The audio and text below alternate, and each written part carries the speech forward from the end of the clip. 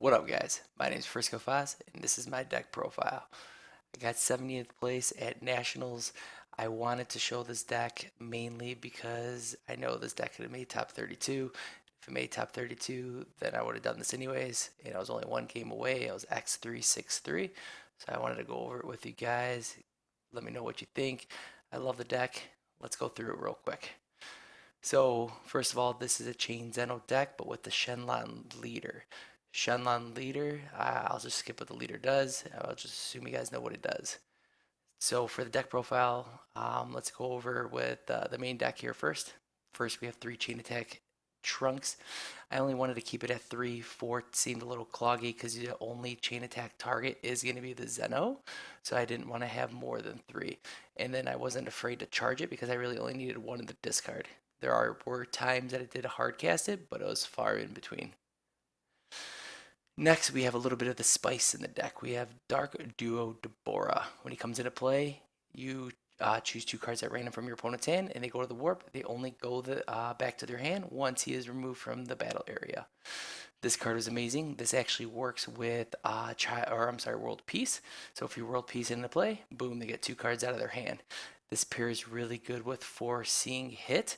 On turn 4, you could Foreseeing Hit, get 2 cards out of their hand, and then you can then follow up with the World Peace, Dark Duo Deborah, put them in play, and then boom, another 2 cards out of their hand. So you can get rid of 4 cards out of their hand in one turn. It's really good. It feels really good, especially after a Chain Attack Zeno. Once you Zeno, they start with 5 cards, and then boom, you can do a Foreseeing Hit, or you can do a Dark Duo Deborah, and they already get -2 cards. Feels really good. And then as far as Foreseeing Hit, it's a 4 of. You don't feel bad charging one. You don't really want to discard it with combo power to put in your discard because it doesn't work with World Peace. It has to be played from your hand. So just a heads up on that. So you actually have to hard cast it to get the effect, which is okay. As long as you know that beforehand, you make sure you prioritize that, not really combo with it. You combo with your Dark Deborah, with your Chain Attack, or your at all costs, etc. You just kind of keep that in your hand, and it's really good with that and following up with a World Peace with something else. Next, we have 4 Unbreakable Super Saiyan Son Goku. It's just another super combo in the deck. Works really good with Senzu Bean, and it helps against Storm a little bit, or anybody that's aggro. Sometimes I usually just charge it as well. It does serve as red energy, but also for the extra draw card that you actually do need in that little extra protection. Next, is another win condition we have in the deck. It's At All Costs Vegeta. Amazing card. Really good with Foreseeing Hit. You can Foreseeing Hit, see their hand, take away the removal, World Peace At All Costs Vegeta, and just pass. And you know it's protected, right? Also, Dark Duo Deborah is actually protected by At All Costs Vegeta, because then if your opponent has something that can KO, it's like, who do you pick? Do you want your 2 cards back, or do you actually want to get rid of something that could potentially kill you next turn, right? So you have to pick your options, and it's like, it's damned if you do, damned if you don't kind of thing. Next, we have the Trio de Dangers Bergamo. This was just basically for the Storm matchup and for veggies, for Shenron veggies. It's really good.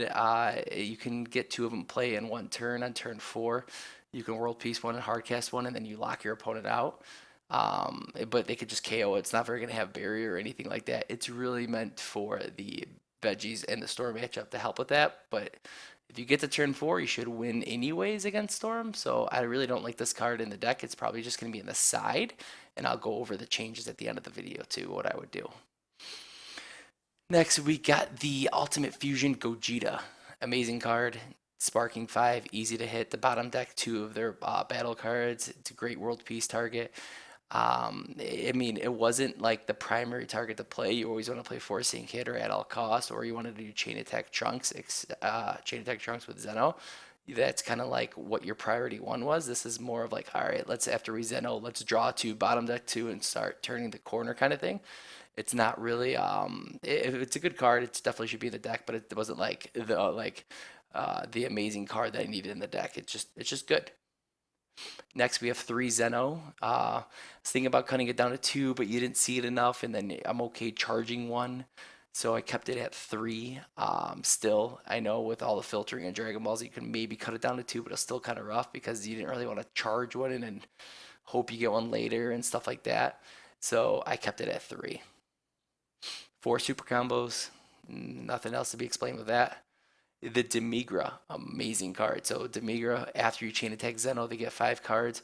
You can hard cast it, or I'm sorry, you can on turn 5 or your fifth energy turn, you can world peace for free, chain attack Zeno, draw in a Demigra, play it, and then boom, get 3 cards out of their hand after they drew 5.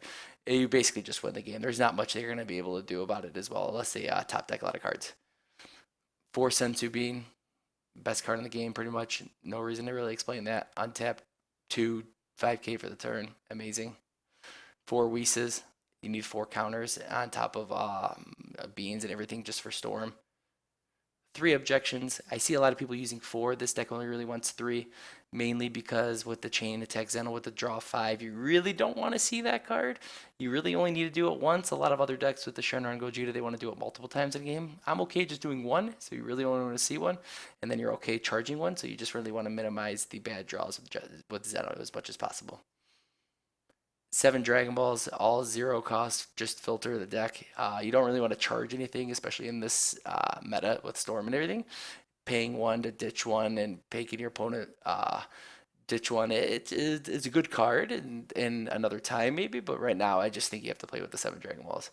I mean, after the Zeno, maybe you can like radar and use the star 1 to like make your opponent pitch 1 and everything, and then, but it just not that good compared to just free cards. 1 radar, this acts as the 4th world piece or draw 2 or 1 of each. It's just better than not having a 4th world piece in the deck. I really wanted to run 4 world pieces, but again, with the whole Storm thing and having too many extra cards, it's a little rough. World piece, amazing. I mean, you can best targets for it is going to be chain attack with the chain attack Zeno, Dark Deborah. You can't use it with Foreseeing Hit at all cost. Amazing. It's just a great card. Then with the sideboard, what we have here is 2 Peel Off. This is for the Shenron matchup. Turn off the triple strike or triple attack, I should say, or even triple strike if you really wanted to. 2 Mafubas, same reason why, and for Victory Strike U7 Frieza. 2 additional Bergamos. Basically, what you did if I was playing a Storm or Veggies, I would just take out the Gogetas or maybe like 1 Zeno and something else, but I would just add in the 2 Bergamos. The Divine Vanquisher, Beerus Universe 7, he came in for Bergamo majority of the time when I was not playing against Storm or Veggies. He just basically, those 2 replaced the Bergamos, which is a good card. I liked it. It just didn't do as much as I wanted to, but it was a good card. It was okay, especially after Chain Zeno, but after Chain Zeno, I prioritized Deborah and Foreseeing Hit still after it at all costs just to win the game. Kami Global Unifier. It's a good card. Good against Veggies. Sometimes against Storm if they overextend, keep the 4th person on. Crisis Crusher, I need it against Storm or maybe Androids, but you don't really need it that much against Androids. I know a lot of people are like, oh, you can play and they can't attack with their Goons, etc. But if you're having trouble with Androids in your Shenron deck, you're probably doing something wrong because it should be an easy win. Again, Haru Haru for the green-yellow matchups against droids or maybe Frieza. Honestly, you can even think about taking this out. It's just a little bit of an overkill. Maybe even a win more. I know that sounds crazy, but like Shenron has such a great matchup against androids, it might not even be needed. Even though there was one time I did a crazy turn with this card. I hard casted Chain Attack Trunks. I hard casted World Peace to get Chain Attack, and I was on my 5th energy turn. I drew 5. I had a World Peace and Demigra in my hand. I used Shenron's ability, Free World Peace, put in Haru Haru, untap 4, and then hard casted Demigra and killed him that turn when he was at 5 life, because I just pinged him with Zeno, hit him with the crit, and then boom, triple strike with the Demigra, all after a chain attack Zeno, which was sick. The main changes that I would do with the deck in itself, I would actually play Shenron Figurative Magistry. And the main reason why is that I found myself a lot of times that I had Foreseeing Hit and I could have hit him for 2, but I didn't really want to because I didn't really want to give him another 2 cards. So with that, if that is the case, if you didn't have a Deborah or whatnot, you could actually play Foreseeing Hit, World Peace, a Shenron starter deck, the Magistry one, and then you can give your Foreseeing Hit crit. So you took 2 cards out of their hand and you took 2 life with crit. It's really good. Also, giving at all cost Vegeta crit is no joke as well. And then the main thing that is really cool is that Foreseeing Hit, you can definitely set up your next turn because, like, hey, you're a Shenron deck. What are you scared of, right? You're scared of Pilaf, you're scared of Mafuba, Nimbus, etc.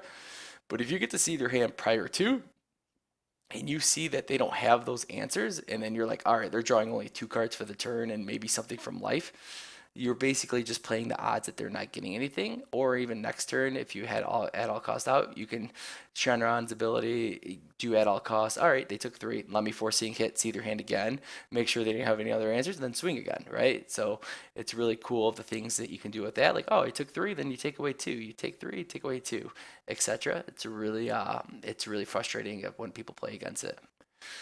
So yeah, that would be the main changes for the deck itself. Let me know what you guys think about the video in itself. I think I was talking a little too fast, but hey, just let me know. Feedback is golden. I love feedback. That's kind of our culture that I have at work, and that's what I preach in real life. So just let me know what you guys want to do better, change up. Anything else, I'm probably going to start doing more videos more often, just because by the time this set is going to be out for the next set for January 16th, I think it comes out, or January something, for Clash of Fates. Yeah, I wanted a lot of people to explore a lot of the deck ideas and everything like that, and I tested a lot before Nationals. I really did, and I came up with a lot of crazy ideas, and I want to show them to you guys. And I think this is the best forum to do it. Let me know what you guys think. Comment below. You guys are awesome. I'm out.